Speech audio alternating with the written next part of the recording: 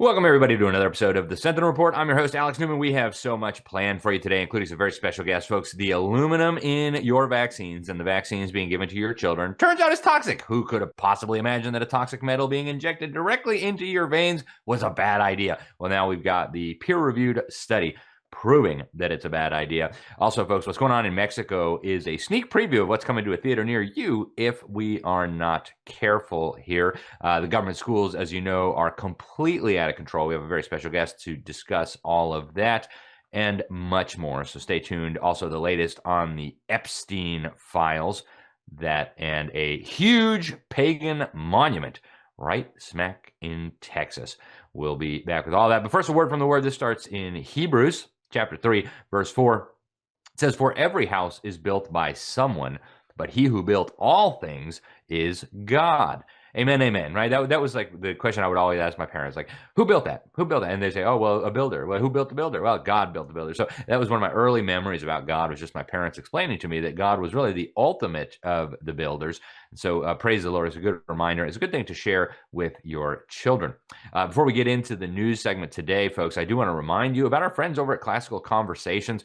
It is the best homeschooling program. We've been using it for years. It's just absolutely phenomenal. They've got over 135,000 students around the world, including my own children. And I'll tell you what, if you're looking for a good classical education for your children, an education that's God-centered, I love what they say about the purpose of education is to know God and make him known. Go check it out. classicalconversations.com/LSM, classicalconversations.com/LSM. We also have our good friend Andrew Muller joining us today to break down the news with us. Andrew, of course, is the Chief of Operations here at Liberty Sentinel Media. He's also a regular contributor to the New American Magazine. He just does so much behind the scenes. We are very grateful for his work. Now, folks, I want to go to Mexico. As you know, I grew up in Mexico. I spent 7 years living in Mexico, longer than any other place. So it breaks my heart to see Mexico on fire, under siege. Long story short, the government killed a cartel leader on Sunday. He goes by the name of El Mencho. This guy, his real name was Nemesio Ruben Oseguera Cervantes. I had a listener one day reach out and say, Alex, you sound so snooty when you talk like in Spanish. Like, well, what should I do? Deliberately mispronounce the words? I'm sorry. But anyways, sorry for that little detour. But this raid ended up killing the 59-year-old cartel leader in a shootout with the Mexican military. The U.S. government has really been pushing hard for the Mexican government to capture him. And you see some of what's going on in Mexico now. I mean, it's just unbelievable. Gun battles in the street, military checkpoints that look like they're military checkpoints, but they're actually cartel checkpoints. They're burning down buildings. They say over 25 National Guard members have been shot and killed so far as of this show. More than that in terms of civilian deaths. So, folks, this is really, really bad. And I'm telling you what, it's not going to stay in Mexico for very long. We've had a very porous border with Mexico for years. This has, of course, been deliberate. And we're going to see more, right? And I want to get to some of that. But Christopher Landau, the Deputy Secretary of State, called El Mencho one of the bloodiest and most ruthless drug kingpins. He said this is a great development for Mexico, the U.S., Latin America, and the world. But now, of course, experts are predicting a power struggle as the different lieutenants for this maniac struggle to fill the void. I want to show you a picture of some of his forces. Of course, he's no longer with us, but some of the forces for this cartel. It looks just like the military, right? It looks like special operators. They've got armored personnel carriers. They've got rocket launchers. They've got heavy weaponry. Let's not forget Barack Obama and Eric Holder's Operation Fast and Furious, where the U.S. government got caught sending them heavy weapons. When they claimed they were doing an investigation, we found out the guy they were supposedly investigating was on the FBI payroll. Folks, where do you think they're getting these weapons from? Right? It's very difficult to tell where the intelligence community ends and the Mexican cartels begin. And also remember, folks, that a lot of these Mexican cartels and Latin American cartels, broadly speaking, are just extensions of governments and communist movements down there. We've been talking about the Sao Paulo Forum for years, this communist network that is working to take down ultimately the United States of America, take the Western Hemisphere for communism. Yes, it's backed by the Kremlin. Yes, it's backed by Beijing. But unfortunately, it has also been aided and abetted by the U.S. government for many years. And it does seem like Trump is trying to turn the tide on that. But This is the 5-year review of the U.S. Mexico-Canada trade agreement. This is basically a stepping stone to a North American union. And you would think, hey, 5 years of this garbage, we've got North American tribunals, North American regulatory bureaucracies telling us what to do. Why don't we shut this thing down? But no. Actually, what they're talking about doing is creating a common border for all of North America. And the official excuse is, well, the Chicoms are sending their cheap junk to Mexico or Canada so they can ship it to the United States without tariffs. Folks, this is a bad idea. We do not want to merge with a country that is literally ruled by drug cartels and terrorists. Not a good idea, folks. So let's urge an end to that. Speaking of Trump's tariffs, you all know that the Supreme Court struck down Trump's tariffs, but not the congressional delegation of power, which is, of course, proper. Now, in this ruling, this just came late last week, the Supreme Court ruled that Trump could not impose these tariffs under the guise of the International Emergency Economic Powers Act. That's a 1977 statute passed by Congress. So they called this overreach by the executive, but it actually does not reverse the whole delegation of these powers unconstitutionally to the executive branch. The New American's been talking about this for a long time. In fact, most of us are very much in support of tariffs as a revenue-raising tool for the federal government. That's how the federal government was funded for many, many generations before we got income taxes and all the rest of that nonsense. But this whole idea that Congress is just going to abdicate its taxation and power over foreign trade to the executive branch is very dangerous. We may like Trump, but we may not like the next guy, or Gavin Newsom, or Kamala Harris, or whatever the case may be. So very, very dangerous, folks. We need to really, really think carefully about this. We do not want the presidency to have all these powers. So go read that at the New American. We also have Andrew Muller with us. Andrew, what do you make of this huge Supreme Court ruling? Well, of course, it's encouraging to see the Supreme Court talk about the Constitution and everything regarding its limitations. But you also have to remember, as you alluded to, that tariffs did support this country. It was actually the first bill ever signed into law by George Washington was the Tariff Act. And of course, now we have all of these unconstitutional ideas such as income tax. So what I'd like to see is the tariffs continue, but I'd like to see less taxation from the American people directly to the feds by repealing the income tax. But what the president's trying to do here is level the playing field, get countries that have been abusing us to actually pay to access our markets, and that's protectionism. And there's downsides to that, but I appreciate what he's saying. But the Supreme Court, you have to remember, what they say is not the law of the land. It's merely opinion. And it appears that President Trump might take what they would call a Jacksonian position, which is that the Supreme Court has made their opinion clear. Now let's see if they can enforce it. Yeah, we shall see. So definitely an interesting time. Now, speaking of our borders, this is almost too much to believe, but you've got the Somali community in Minneapolis now demanding reparations for the alleged trauma inflicted upon them by Immigration and Customs Enforcement. Check it out. Leave program fits into our criteria of small business owners, not those who make 200,000 and above. We don't make that much amount. We have been suffering since the crisis of ICE. We also demand an immediate help to evictions so families are not pushed to homelessness during the crisis. Our community deserves accountability. Our community deserves safety. We need also justice for those who lost their lives defending the community. Yeah, I've seen a lot of people proposing a very simple reparations plan. One-way ticket back to Somalia, and hey, fair is fair, right? So we'll see what happens with that. But yeah, trying to enforce immigration laws, reparations, really? Unbelievable. All right, folks, let's go over to the United Kingdom, where at least they're doing something about their pedophiles running around in high places.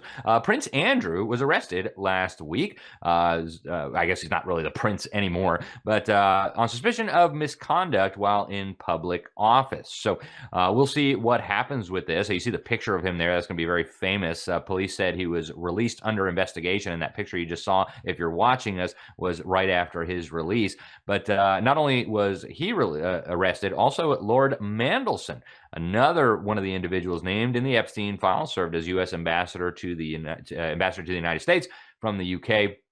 very, very closely connected to Epstein and his network of satanic pedophile would-be world rulers. Trump's getting a lot of flack over this, and I think it's fair to have a discussion. But I just want to remind everybody that Trump actually warned about this stuff literally more than 10 years ago. Listen. You raised the question of Jeffrey Epstein in your remarks about in the Q&A. Well, I think he's got a problem. I mean, what do you think the problem will be? I don't know, but that island was really a cesspool. There's no question about it. Just ask Prince Andrew. He'll tell you about it.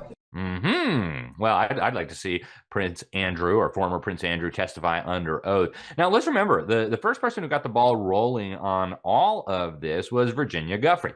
Virginia Giuffre revealed that Epstein had trafficked her to then Prince Andrew. And then she was hit by a bus. And then she supposedly committed suicide. And if you believe that, I've got some really, really nice beachfront property in Kansas and Oklahoma. Talk to me after the program. Folks, this is ridiculous. Now, meanwhile, we also have, I want to show you this clip and we'll come right back and we'll talk more. I was so young. Ghislaine woke me up in the morning and said, "You're going to meet a prince today." I didn't know at that point that I was going to be trafficked to that prince.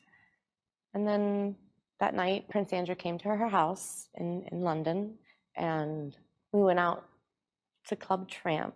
Prince Andrew got me alcohol. It was in the VIP section. I'm pretty sure it was vodka. Prince Andrew was like, "Let's dance together." And I was like, okay. And we leave Club Tramp, and I hop in the car with Ghislaine and Jeffrey. And Ghislaine said, "He's coming back to the house. And I want you to do for him what you do for Epstein." I just couldn't believe it. I couldn't believe that even royalty were involved.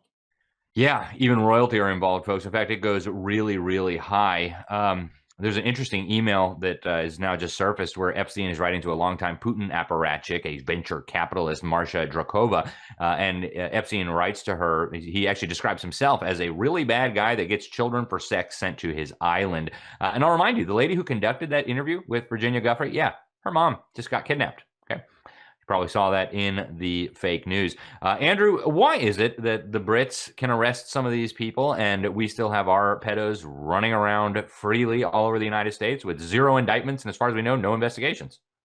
Well, I think they have more shame over there in England than we do here in the United States. I think we need to make America feel shame again for sins. There seems to be no accountability on that front. All of these people, Les Wexner, Bill Gates, pick your person in the United States, is just getting away with murder on this situation. So depositions are necessary. I'm glad Les Wexner got deposed just a couple days ago, but that has to be followed through with action.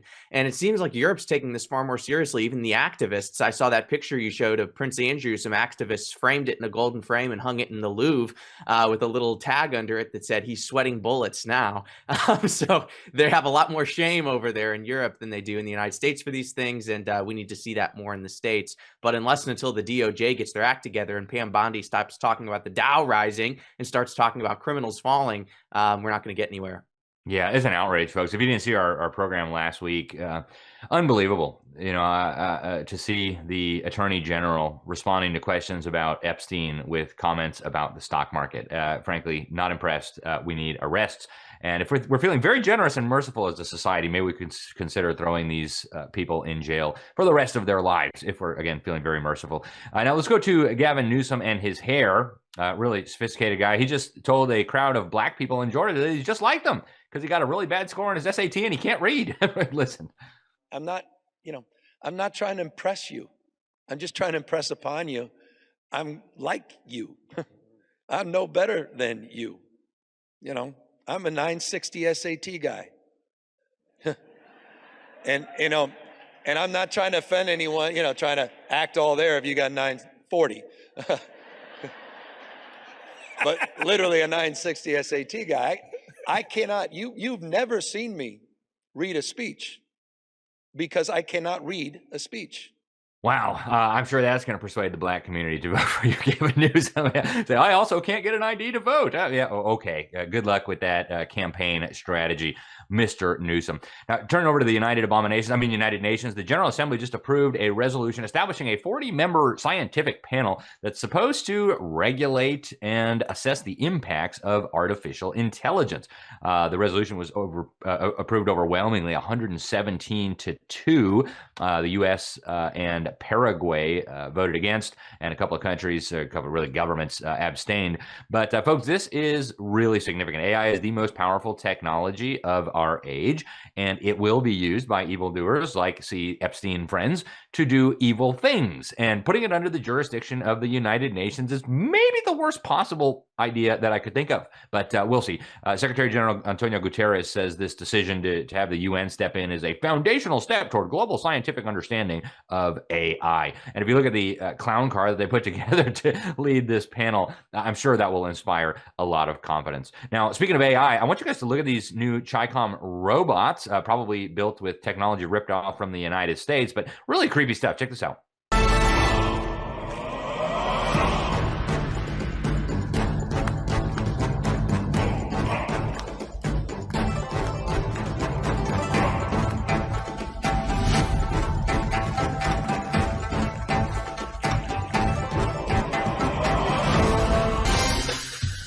And I want you to take a look, a sneak preview at the future of warfare. Check this out. 近日，一场跨域协同作战演练在某战术训练基地悄然展开。与以往不同，此次亮相演兵场的是一支由国产宇树系列智能作战单元与机械狼仿生突击平台混编而成的人机协同战术小队。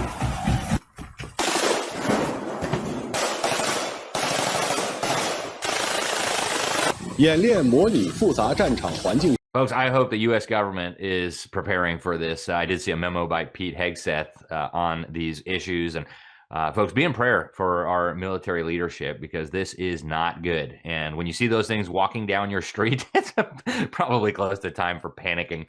No, we never want to panic. Obviously, fear is not from the Lord. He did not send us a spirit of fear. But we need to be paying attention to this, folks. Now, our Surgeon General here in the great state of Florida, Dr. Joe Ladapo, just made a big announcement. We're going to be studying ivermectin for cancer. Check it out. Announced last week is that we're going to be funding research through the Florida Cancer Innovation Fund that specifically will be targeting generic drugs that for which there may not be a financial incentive for the private sector to make investments in. And one of those that we've heard, a lot about in terms of, what people are saying in public, really a lot of lay people, some cancer physicians also, is ivermectin and other anti-parasitic drugs too. Yeah, we've been hearing a lot about it too. In fact, later in the program, just coming up in just a moment, we're going to have Dr. Brian Hooker. Maybe he's got some thoughts on this, so we'll ask him as well. But again, he's got a huge announcement to make.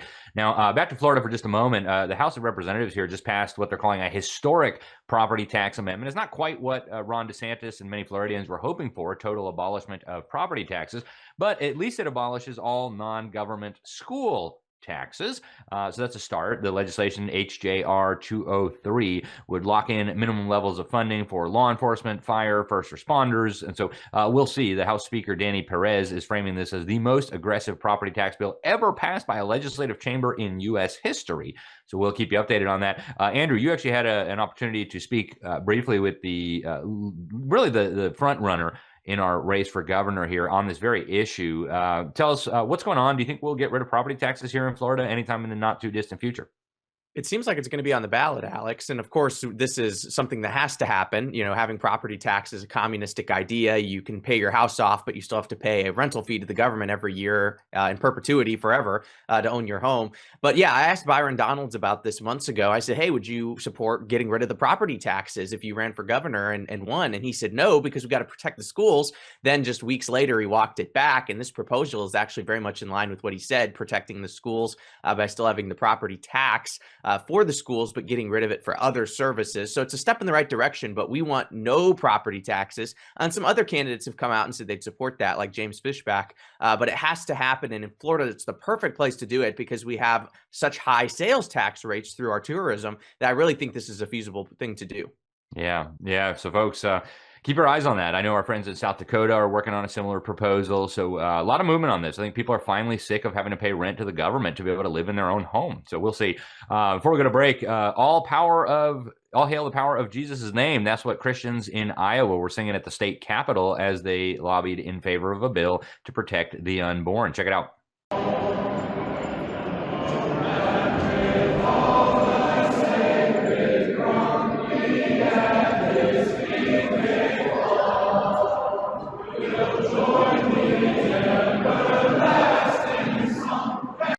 And on that note, folks, the influence of the Human Rights Campaign, that's the lobbying organization that's been bullying the big businesses in America toward LGBT, outspoken pride, things like that. Their influence is really collapsing very quickly. According to the 2026 index, they lost 65% of their Fortune 500 participants. They went from 377 companies in 2025 to just 131 now. And it looks like their influence is fading fast. I think companies realize Americans are sick of the wokeness. Meanwhile, we had a transgender shooter in Canada slaughtered 8 people, including his mom and stepbrother. Really, really tragic, folks, what is happening here. We've got a Democrat in Minnesota, a transgender Democrat, saying we cannot restrict access to pornography for children because if they're queer, porn apparently is educational. Listen. You mentioned the Paxton case, and the AGs in many states are very clear about that. They're almost jubilant about being able to use these laws to ban young people from accessing content that could be educational if they are queer. And man dressed in women's clothing just last week, very tragic, in Delaware, shot up his family and others at a children's hockey game. We've got at least 2 dead so far and 5 wounded. We don't know all the details of that yet, but apparently something stemming from mental health issues and family problems. We've got a drag queen in Arizona pleading with lawmakers not to ban children from drag shows. Apparently there's no statistics showing that drag shows are bad for children. Listen. There are 0 proven statistics showing that children are harmed from going to drag shows. As a woman of God and someone who understands how drag spreads love and joy. We've got Colorado Democrats in the legislature talking about transgender Jesus, and then a major turning point, folks. A jury just awarded $2 million in the first malpractice win over these transgender surgeries. A teenager who had her breasts removed by a so-called doctor just won a $2 million victory in Westchester County. The jurors held psychologist Kenneth Einhorn and surgeon Simon Chin liable for failing to properly evaluate this girl's mental health issues. Truly, truly sad. Now, stay with us, folks. We're going to be right back after this quick break with the great Dr. Brian Hooker. He's got a new study. You've got to hear it. I know he's been a regular guest here, but he just keeps coming up with incredible information that we all need to know. And before we go, check out our friends at Heritage Defense, folks. If you're a Christian homeschool family, the worst nightmare of every Christian homeschool family is the social services showing up at your door. When you're a member of Heritage Defense, you can call 24/7, 365 days a year. You just get on the phone. They've got an attorney in your state who specializes in these issues to help navigate through it. And folks, 37% of American children are going to go through a CPS investigation before they turn 18. So this is not like some weird remote abstract threat. This is a very real possibility. So I want you to check it out. Get over to heritagedefense.org, heritagedefense.org. Sign up. They've got great resources, great information, and check them out. We really, really appreciate them. I've been a member for a long time. And stay with us. We're going to be right back with the great Dr. Brian Hooker here on the Sentinel Report.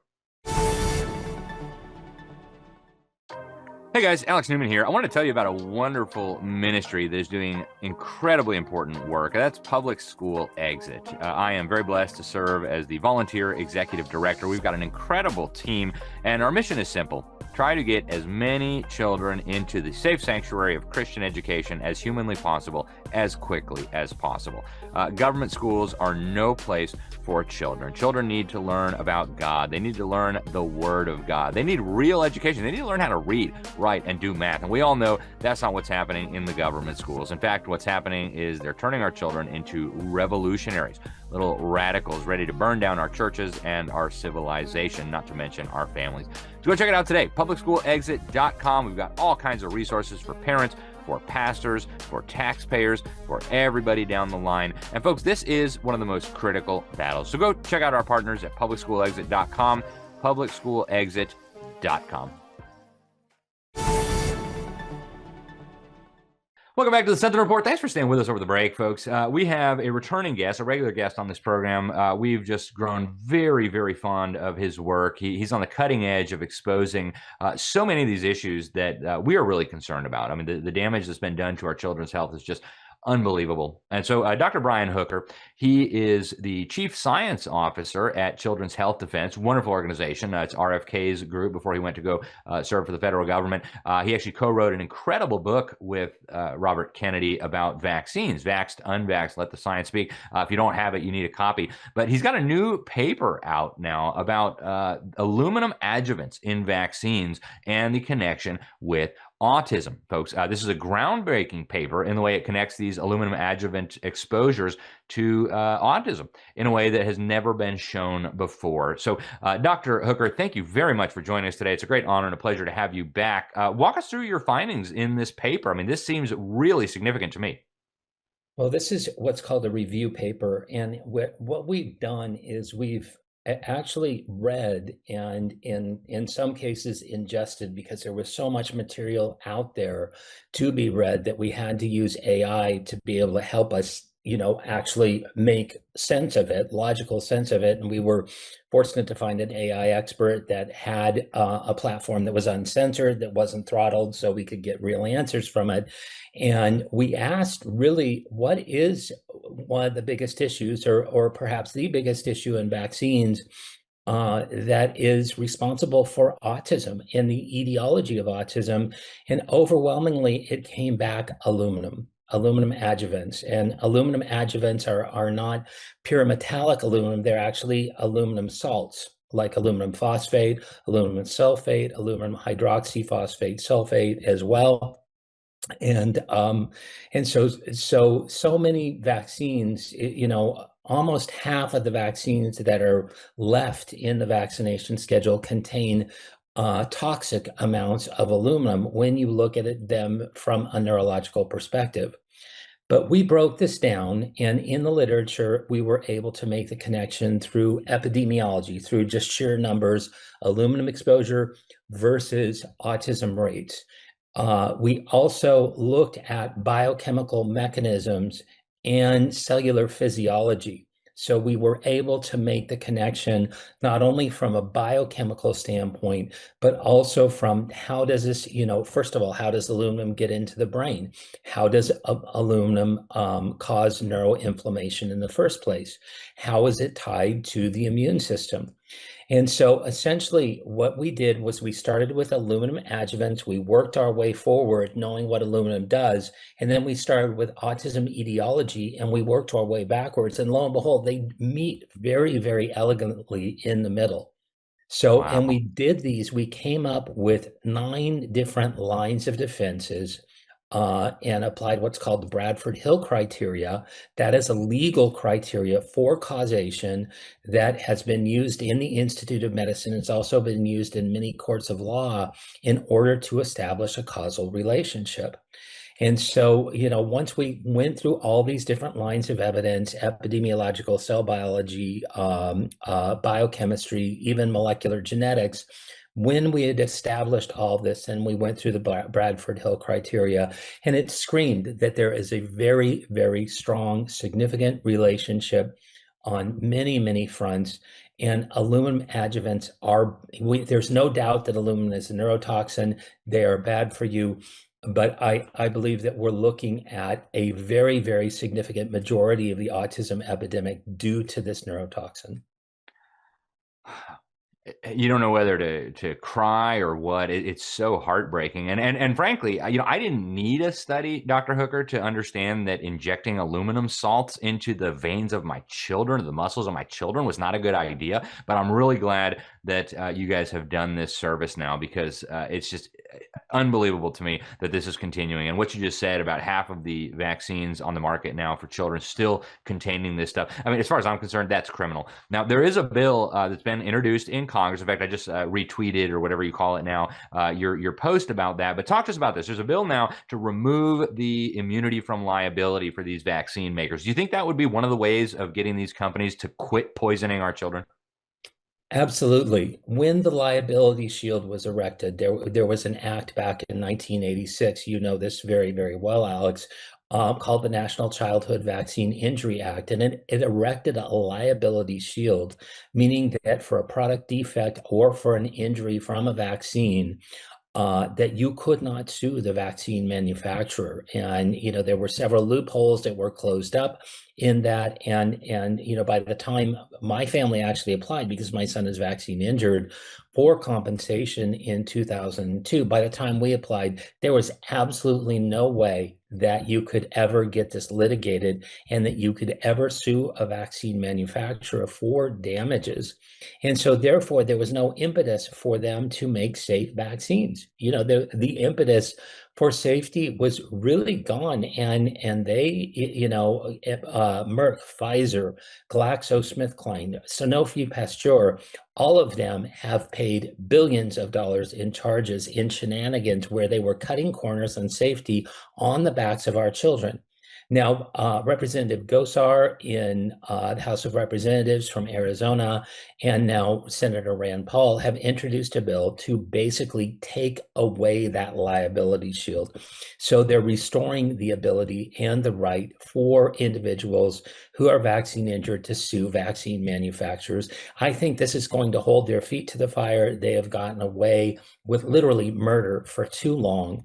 And we need to have reform in this industry yesterday, 20 years ago, 30 years ago. And so the way to do that is to put it back into the court of law and have the individuals, a jury of their peers, decide, were they responsible for these deaths? Were they responsible for these injuries? And that's exactly what this bill will do. Yeah, and it's retroactive, if I understand, right? That means we could go back in time and say, look what you guys did. Now you got to pay the price. Absolutely, it's retroactive. And being a participant in the National Vaccine Injury Compensation Program for 16 years, we were in vaccine court for 16 years, my family. And it was a sham process. It was a kangaroo court. And so families like mine, we are very, very certain that vaccines cause my son's autism, the myriad other problems that he has. So families like mine can go back and sue vaccine manufacturers. Oh man, I hope and I pray that these families will get justice. And frankly, I know a lot of people get mad. Oh, we need the big pharma. I'd like to see these companies sued into the ground over these atrocities that have been perpetrated. And folks, I do want you to check out the study. It actually talks a little bit about this in the abstract. It's called Aluminum Adjuvants, Autoimmunity, and Autism Spectrum Disorder, a comprehensive mechanistic, neuropathological, and legal analysis. Dr. Brian Hooker being the project leader, and then there's some other great researchers involved in this as well. Go check it out. Dr. Hooker, before we let you go, we during our news segment, we talked about some new research that's going to be starting up here in Florida under the great Dr. Joe Ladapo. He's been a guest here many times. We're very grateful for him here in Florida. He's like one of the only high-ranking public health officials who seems to be taking any of these things seriously. But he's now announcing that we're going to be researching in Florida whether there are uses for drugs like ivermectin in cancer fighting. What do you think? Is that a worthwhile use of our time? Absolutely. These small molecule drugs, like ivermectin, that has a safety profile that's unsurpassed, they haven't been explored in these particular applications. But we know that ivermectin its main use is an anti-parasitic. It kills parasites. And it's been used around the world to kill parasites for many, many years, and actually won a Nobel Prize for that. But we know it kills viruses, that it inhibits virus replication by allowing zinc into cells to inhibit viral replication. And from the work of William Mackis, an oncologist from Canada, who is now, I believe, moving to Florida directly, we know that it's got anti-cancer properties as well. So all of this, rolls into the fact that these repurposed drugs, where there isn't a market incentive because of crooked laws regarding patents and patent rights, there is no market incentive for large pharmaceutical companies to repurpose these drugs, so they aren't repurposed, and they weren't repurposed during COVID. But it's amazing that these drugs are getting new life for new indications, and somebody's finally doing the research. Yeah, and folks, you're probably hearing all over the place about the turbo cancers that just mysteriously popped up everywhere. That'd be a real good time to see if we can find out how to deal with this crisis. Dr. Brian Hooker, it's such a pleasure and an honor to have you on the program. You know of what you speak. Of course, you are a specialist in microbiology, biotechnology. You actually taught biology at Simpson University in California. Your book, Vax-Unvax, Let the Science Speak, I think is essential reading, especially if you have children or grandchildren and you love them. Dr. Brian Hooker, how can people also connect with your work? Children's Health Defense, wonderful organization. What's the best way? And you're on X. What's the best way for people to follow the wonderful stuff you're putting out? Well, go to childrenshealthdefense.org and you can pull down the science tab, and there's a lot of resources in the science tab, including our latest research. You can follow me at X at Brian Hooker, PhD, on Instagram, I believe at Dr. Brian Hooker, and then on Facebook, just look up Brian Hooker, PhD, and you'll be able to find me. Wonderful. Dr. Hooker, thank you so much for joining us today. Really an honor and a pleasure. Thank you for your excellent work, and please keep fighting the good fight. Thank you so much, Alex. So good to see you. You as well. Thank you, sir. All right, folks, stay with us. The epidemic of suicide in our so-called schools is out of control. Somebody's got to do something. We have a very special guest joining us right after the break to discuss this and much more. Stay tuned. Life's just better with VNI. There's purpose, there's passion, and there's a renewed sense of inspiration and optimism with every day. After all, we were founded on the power of possibility. Nearly a decade ago, a team of world-class scientists, formulators, and industry makers brought together biology, chemistry, and technology and created something unique and life-changing, while infusing a new sense of health and hope into the world.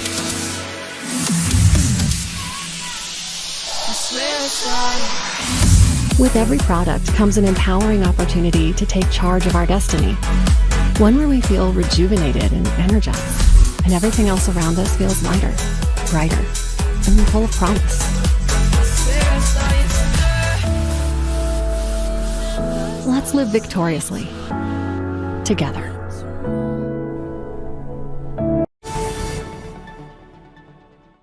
Welcome back to the Sentinel Report. Alex Newman, your host here. Thanks so much for being with us, folks. Boy, the situation in the government brainwash camps masquerading as educational institutions is so sad. It's so tragic. You don't even know what to do with it. We've got 40%, according to CDC data, 40% of high school students experiencing what's described as persistent feelings of sadness and hopelessness just in the last year. We've got about 30% reporting poor mental health always or most of the time just in the last 30 days. We've got 20% have seriously considered suicide. We've got 10% have actually attempted suicide in the past year, folks. This is unbelievable. It's out of control. It's a new development. This is not what used to happen in our schools. Joining us now to discuss is the great Bill Robinson. You probably know Bill. He's a writer and a contributor to Newsmax. He goes by Relentless Bill. Just an all-around good guy. He's written for everybody you can think of: Wall Street Journal, Europe, Financial Times, Fortune, Forbes, you name it. Bill, welcome to the program. Thanks so much for joining us today. Thanks for having me. I'm humbled and blessed to be with you. It's great to have you. Really appreciate it. And you've done a lot of incredible work. You've got over 750 columns appearing under the Relentless Conservative. You've interviewed Donald Trump many times, and you do just so much great work. And one of the things that you are passionate about, and we, of course, are passionate about, is what's happening to our children in the public school system, Bill. What do we make of all this suicide data? I mean, you've been writing about this in Newsmax. You've got kids identifying as furries. They want to pee in litter boxes. If it's happening right here in my own county, what in the world is going on? Well, I guess the most important thing is it's not a fluke. It's not happening just as part of some societal phenomenon that we know nothing about. This is happening because it's being controlled. It's a controlled psyop by sick and twisted demonic adults in our school system. It used to be you'd have a librarian in elementary school that was perhaps a nice old lady or a younger woman with glasses who would help you find the right, good, solid books to read and give you a good start in life. Now we've got almost entirely elderly lesbians and single lesbian women who just seem interested in converting children for their own prurient interests. So it's just in the librarian area alone in our public schools, it's really a demonic activity that's being done on purpose. They infiltrated our schools a long time ago. They infiltrated Hollywood a while back. They infiltrated academia in our universities a long time ago. They've infiltrated virtually every area of American life, and now they're most focused, of course, on our churches. But in this particular case, I live in Asheville, North Carolina. And a little background about Asheville: people always think, oh, craft beer, hiking in the beautiful Blue Ridge Mountains. And those things are true. But what most people don't know about living in Asheville is it's the absolute belly of the beast for a MAGA conservative like me. And their schools reflect this. The Asheville City Schools and the Buncombe County Schools are both twisted organizations I've been running at for a long time, and calling them pedophiles and almost getting arrested and all these kinds of things. And in May of 2023, I got a call. I run a small Patriot group here in the mountains held in a church. And one of my Patriot group members called me and said, Bill, there's something very black happening over here. And I said, what's that? She said, a 13-year-old girl just hung herself. And so I said, oh, that does sound particularly nasty. And so she said, would you like to come to the memorial this weekend? I said, I'll be there. I have 2 daughters, 2 granddaughters, and I also have 2 younger sisters. So I'm very female-oriented in my upbringing and my life. I know that women need to be protected by strong men. And in this particular case, it just broke my heart. I got to the church, and it was filled with her soccer team wearing their soccer uniforms, and lots of students and classmates, etc. And the first thing I saw was her best friend singing a beautiful song to her late friend. And I ended up talking to that girl, and her family became close family friends. When she went outside the tribute, they started saying, your friend was an idiot. She should kill herself, and you should kill yourself too. And those were the suicide bullies, a term I coined. It's gone well past the traditional bullying, which was out of control anyway. It's gone to people with the intention of either converting these people through threats of violence, these Christian conservative girls, through threats of violence to declare themselves and become trans or gay. And if they don't, the goal is then to commit suicide. This young lady told me afterwards, now that they've killed my friend, now they go after me and all her other friends. So this is by design, and I eventually, after some digging and some research, found that there were 6 suicides of Christian conservative girls from good homes, that had good church families, that are not your typical depressed young ladies. And they had committed suicide from January 1st, 2023 through May 13th, 2023. That's 6 girls in less than 5 months. And that's statistically impossible in a population of 100,000 people. So public schools are the problem. I know you've done great work through your organization, Public School Exit, and I just love getting your newsletters because they're so dripping with great stories and information from around the country. And I hail you for that work you've done. I also think that I've come to my own conclusions. I don't know if they're shared by Public School Exit. I know you're doing great work moving people to homeschooling and charter schools, et cetera. But I've come to the personal conclusion, Alex, that there's nothing to do but tear down our public school system completely. It's already falling in on itself, and it just needs a little help, and then we need to burn the wreckage to cinders. It's a really awful situation around the country. There are, Asheville, North Carolina is exactly similar to Austin, Texas, and Berkeley, California. They're these nasty Democrat-controlled cities, and it's just a horrendous situation. You'll never guess what in 2023, the last year for attempted suicide statistics of public school students were available, the city that's the hub of attempted suicides of public school children is Lubbock, Texas. Yeah. So we've got a real problem here. It's time we admit it. There are lots of good people who say, hey, there's good teachers in the schools still. And my own opinion on that is go to a few school board meetings and see if you see any of those good teachers.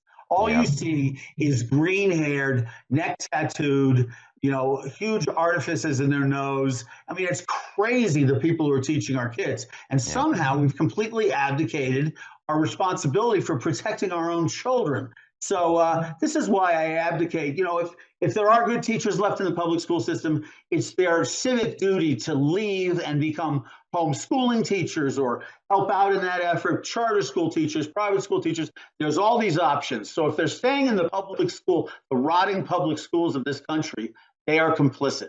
Yeah.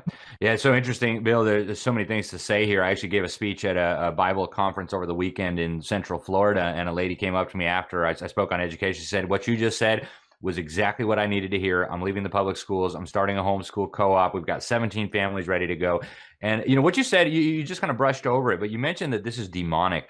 The last time I had Charlie Kirk on this program, he and I worked on education. I spoke at a lot of his events on this, and he bought hundreds of copies of my books and gave them to all these educators. But what I asked him, describe the nature of the threat, and he said it's demonic at its core. And I asked him, what is the solution? And he said, we've got to get the government out of education.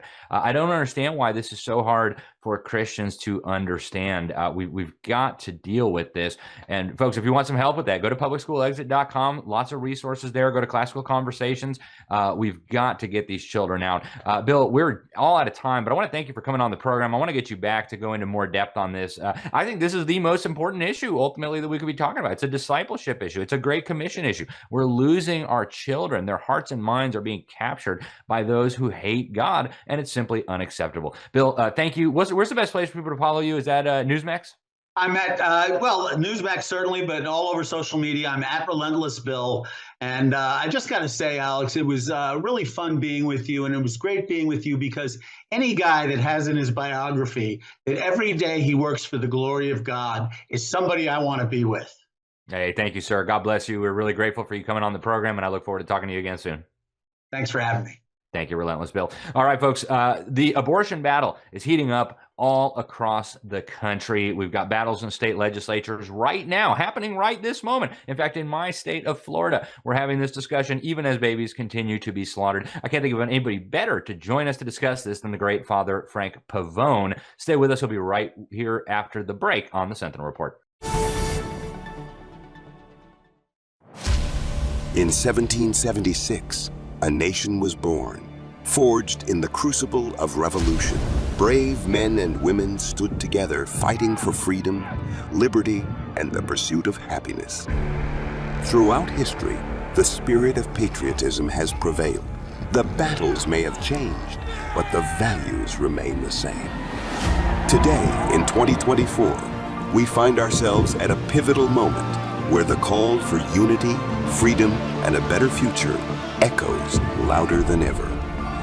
Introducing Patriot Mobile, the wireless carrier that stands with you. We are committed to supporting the values that make our nation great. With affordable plans and reliable nationwide coverage, Patriot Mobile is not just a wireless service. It's a call to action for those who believe in the American dream. Because this year is not just any year, it's the most important year since our nation's founding. Choose a wireless carrier that shares your values. Choose Patriot Mobile. For free activation, use promo code Newman.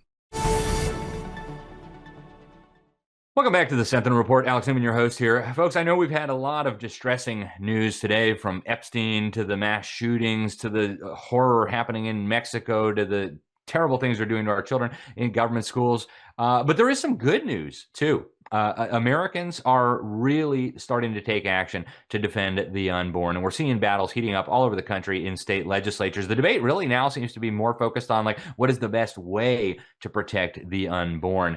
And I can't think of anybody better to join us to discuss this than my friend Frank Pavone. He is the founder of Priests for Life. He is a warrior for the unborn. I've had the incredible honor and pleasure of getting to know him at the Liberty Pastors Summits. I was at his headquarters just the other day, and he is just a wonderful man. Father Frank Pavone, thank you for joining us today. It's an honor and a pleasure to have you here. Hi, Alex. It's great to be with you. Thanks for all the great work that you're doing. And it really is great to be collaborating even more than ever with you and your team. I'm so grateful. Thank you, Frank. So I wanted to start with state legislatures. I mean, we're seeing in Ohio and in Iowa and South Carolina, all over the country, we're seeing legislation to protect the unborn. And there are some, I would say maybe intra-family squabbles and disputes about the best way to go about this. But I, for one, am encouraged to see the discussion and the debate moving in this direction. What's your assessment of where we're at right now in the battle and the different efforts in the different states to try to protect our unborn brothers?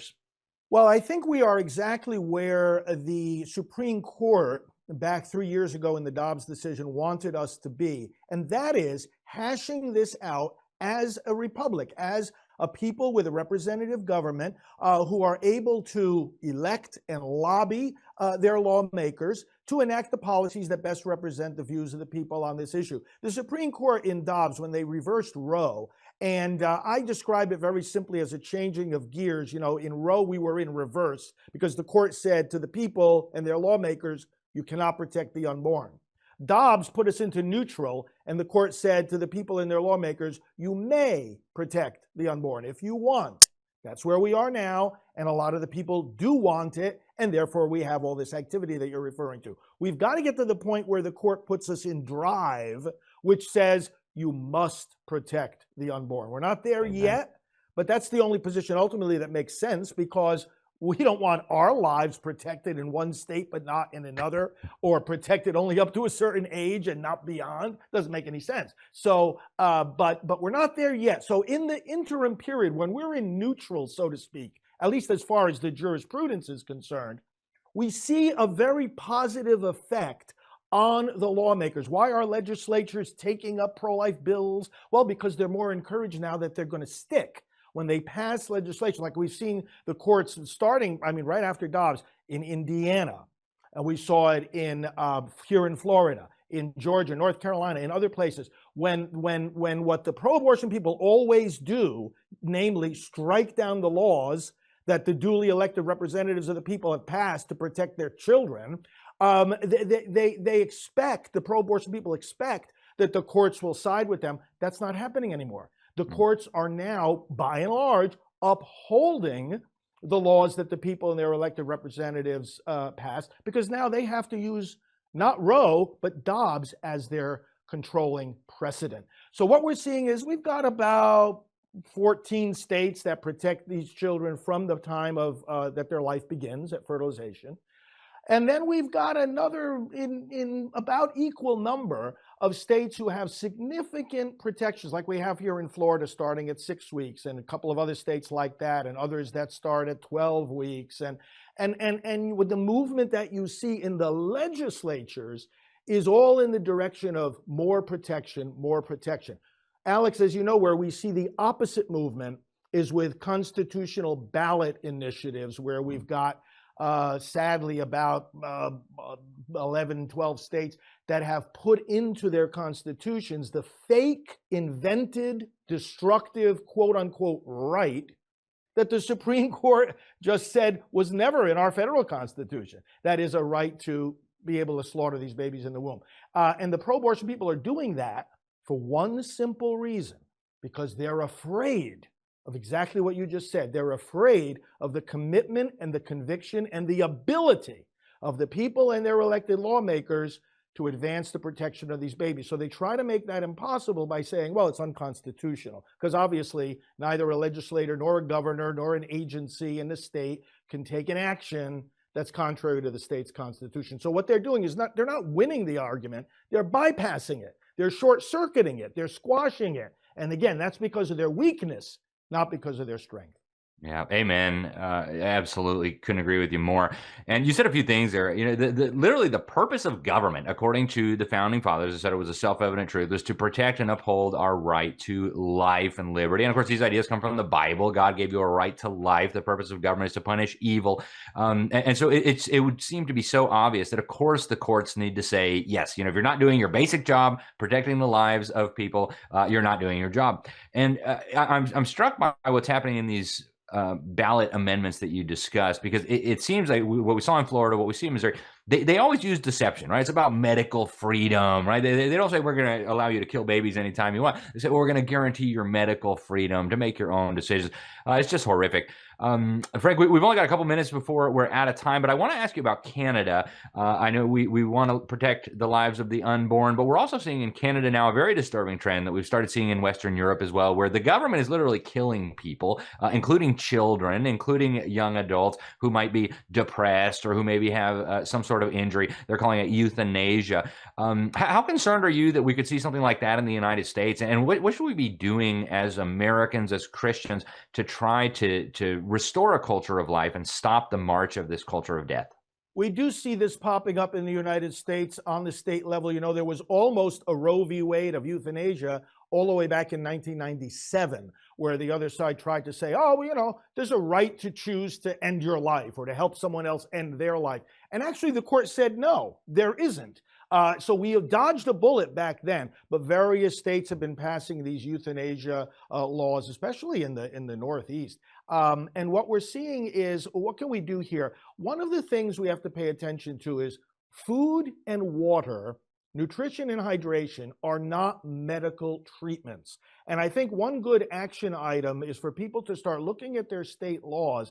And unfortunately, you know, when food and water are classified as medical treatment, obviously as a patient or a medical proxy has the right to say, no, this patient does not want or need that. But then if you deprive someone of food and water, you're starving and dehydrating them to death. That's what happened with Terry Schiavo, a case I was very much involved in. So if we can start reforming our laws and say, wait a minute, when I come back from lunch, I don't say I just came back from my latest medical treatment. It's ordinary sustenance of life, right? And so I think that's where one of the very practical ways that we can start in conversations with state lawmakers is right there. And let's reclassify this as, no, it's not medical treatment, it's not optional treatment, unless of course the body isn't processing the food or hydration anymore. But to the normal common sense, fundamental default way of doing things, it's ordinary care, just like breathing oxygen.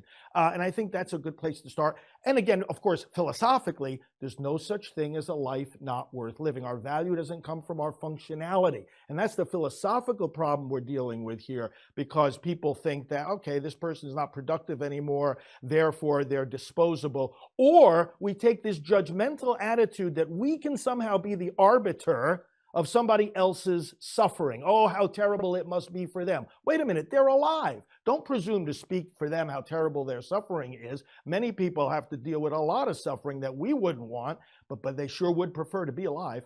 Amen. Absolutely.